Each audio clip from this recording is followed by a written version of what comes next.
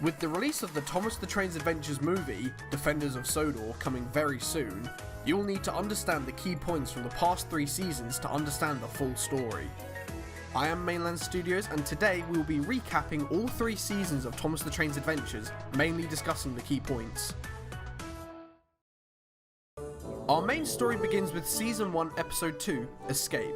We are introduced to Oliver on his old railway and his manager, Theodore Osborne, but at this point he isn't named. Theodore Osborne is a very rude and evil man who ran Oliver's old branch line. He was hired by British Railways after the original owner had retired. Unlike the previous owner, he hates steam engines, and immediately after receiving the job, he sold off or scrapped the steam engines on the line and replaced them with diesels. Different from the Railway series story, Osborne wanted Oliver scrapped due to his personal beliefs as well as gaining profit off of him instead of scrapping him due to the railway closing. Oliver then escapes to Sodor. Osborne continues to run the branch line only using diesels. Season 1, Episode 7, The Jinx Station. Setting up more original world building for the series, the Thin Controller is away in Wales for a week. The Scala Railway is celebrating Scala and Rene's 150th birthday. During the celebrations, vandals break into Rene's station and trash the place. Then to add to the chaos, after the station is cleaned up and decorated, Duncan gives out cab rides to visitors. During this, he runs over a visitor's foot, controlled by another railway enthusiast. Duncan is placed in the carriage shed under strict instructions he cannot work until the accident investigators have finished their investigation on the accident. Most engines agree that the station has jinxed the railway. Season 1, Episodes 8, 9 and 10. The Duck and Diesel Trilogy. Introducing Diesel to the series, the events of Duck and the Diesel Trilogy play out. Only change is, instead of being sent away, Diesel is sent to work at Vicarstown instead. Little Western Rescue. A film crew comes to the island to film a documentary about the railway. Showcasing some of the engines, Oliver has his own little segment with Isabel and Toad. Revealing that Oliver's old manager, Theodore Osborne, is watching the documentary, he is furious to find out that Oliver is alive and well. He then sets off to Sodor to take back his engine. Osborne confronts Sir Topham Hatt in his office at Knapford, demanding Oliver back. Sir Topham refuses. While travelling on James's passenger service, Sir Topham Hatt is stopped by the police at Wellsworth, claiming he has stolen railway property. Sir Topham Hatt explains to the police and Edward that Oliver was rescued from scrap, meaning there are no legal documents to sign as Oliver had already been sold off, technically meaning Oliver is supposed to be dead.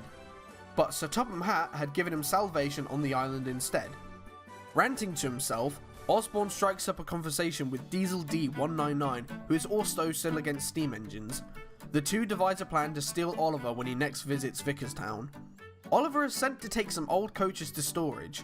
As he does, Diesel D199 shoots past him. D199, Osborne and the Class 40 Diesel arrived at the derelict Vicarstown sheds and come up with a plan to kidnap Oliver. Oliver shortly arrives with the coaches, being told the turntable needs to be tested. Oliver's crew leaves him alone to find out why they weren't told about this sooner. While gone, Oliver is reunited with Osborne as the evil manager takes control. D199, Class 40 and Osborne take him away to the mainland. They arrive late at the old branch line and Oliver is placed in a shed, being guarded. Sir Topham Hatt is informed about Oliver's sudden disappearance and orders Thomas to go to Vicarstown to investigate. Meanwhile, back on the old branch line, Oliver comes to realise who he's dealing with and figures out Osborne's plans for him. Just as Osborne plans to scrap Oliver, they hear news that a steam excursion is passing through. As it does, the engine pulling it is Oliver's old friend, William. Thomas had just finished his investigation and met up with Sir Topham and Edward to tell him what he found. Edward reminds Sir Topham Hatt that Osborne was looking for Oliver, so Sir Topham deducts that Osborne has something to do with this. Thomas, upset with Sir Topham Hatt for being so persistent in finding Oliver, has become jealous and discusses the idea of letting Oliver go, simply for the fact that he has a number 1 on his tank as well. In search of answers where the old branch line is, Duck volunteers to join the search, as he, Edward and Sir Topham leave to rescue Oliver. Back on the old branch line, we learn William used to work with Oliver before the branch line was dieselised. Oliver tells William what Osborne is planning to do, and William's crew soon helps out and starts lighting Oliver's fire. As they do so, Osborne finds them planning their escape. Before he can interject, Duck, Edward and Sir Topham Hatt arrive. Edward informs Osborne that on their way there, They stopped at the scrapyard and found out that they did in fact legally buy Oliver. After being defeated, Osborne jumps in Oliver in a fit of rage and sets off down the line. They are soon turned onto a siding with a turntable. With nowhere to run, Osborne sets the turntable to the field beside it, and Oliver has run off the rails. Thankfully, Oliver is stopped by a tree in the middle of a forest clearing. The police apprehend Osborne and he is swiftly arrested. Before being dragged away to jail, Osborne swears his revenge on the engines. Oliver and the other engines soon return to Sodor, and Sir Topham Hatt couldn't be prouder to own Oliver, the Great Western Engine. During the after credits scene, while Oliver is celebrating his return, Diesel 10 arrives on the railway, cementing his role in the demise of the railway. Season 2, Episode 3, Thomas and Oliver. Oliver is sent to work on the Farquhar branch line to test the idea of running auto trains. While there, Oliver works so well that he impresses everyone and is soon in the spotlight. Continuing his jealousy from Little Western Rescue, Thomas is cold towards Oliver and doesn't pay any attention to his work properly. When sent to collect stone from the quarry, a storm breaks out. Dryall Airfield gets a power outage when a plane requests an emergency landing. With no landing lights available, the plane is in certain danger of crashing. Oliver and Thomas are both stopped at the airfield and asked for help. Thomas has the bright idea of using his and Oliver's lamps to light the runway. With the plane successfully landing, Thomas finally accepts Oliver as a friend and his petty jealousy is finally put to rest. Season 2, Episode 5, Henry and the Steamroller. While working with the Express, Henry greets George on his travels. In true George fashion, he insults the railway and its engines. While on his rant, he boasts saying he could beat an engine in a race any day. Henry accepts this challenge and the two race off. While racing, George loses control at a level crossing and crashes onto the railway line. Both engines are reprimanded by Sir Topham Hatt, and while being mended at the works, Reneus makes a passing comment about George's previous accidents. Henry leaves the Express while George sits there feeling humiliated. During the after credits scene, late at night, George is asleep in the works when Diesel lurks up to him. Diesel promises George he can get revenge on the engines and get rid of the railway once and for all. Diesel laughs as George smirks in agreement. Season 2, Episode 7, Zack.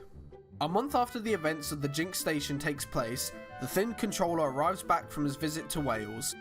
With him arrives the newest engine on the railway, Zack. Although the engines are painted red, Zack remains in his blue livery from his old railway. Jealous that there was no repaint, Sir Handel complains about Zack getting to keep his blue paint, whereas he didn't.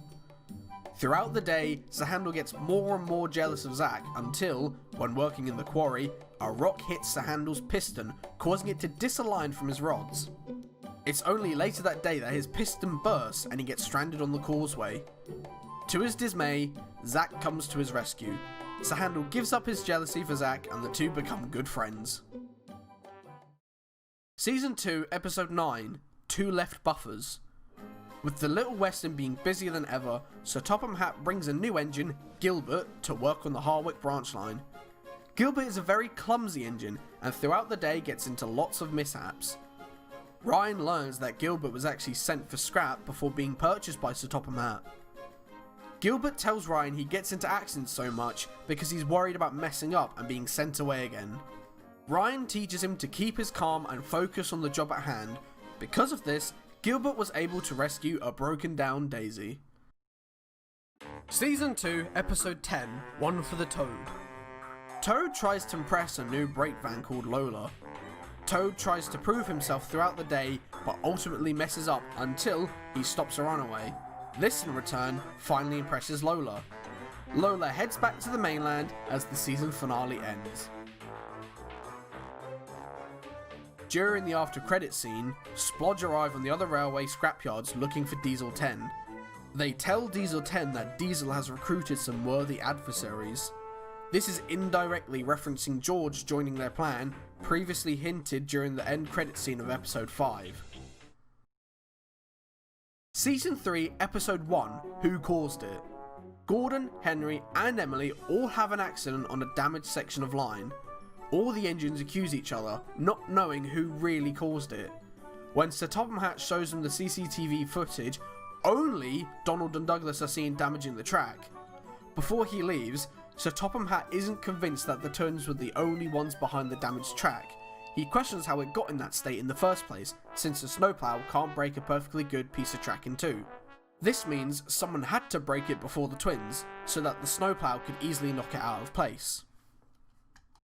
Season 3, Episode 3, A New Job for Rosie. Rosie is sent to work at the Vickerstown goods yard since Diesel hasn't been keeping it in order since being sent to work there back in Season 1.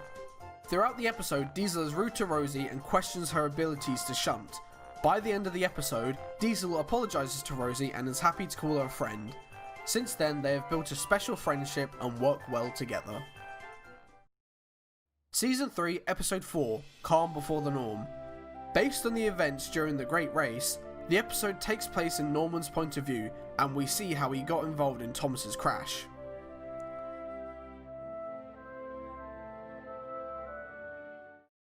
Season 3, Episode 9, End Credit Scene. Splatter and Dodge are collecting fuel tankers at Barrow for Diesel 10's friend, someone who they haven't met before. While goofing around, Ginty shunts their tankers away and the Diesels lose sight of them. As a passing comment, Dodge recommends that Diesel 10's friend can special order it, which gives Splatter the bright idea of telling him that instead of saying they lost the tankers. Season 3, Episode 10, End Credit Scene. As the Season 3 finale, Duke and the Earl, comes to an end, the credits roll with the message, Thomas the Train's adventures will return in Defenders of Sodor.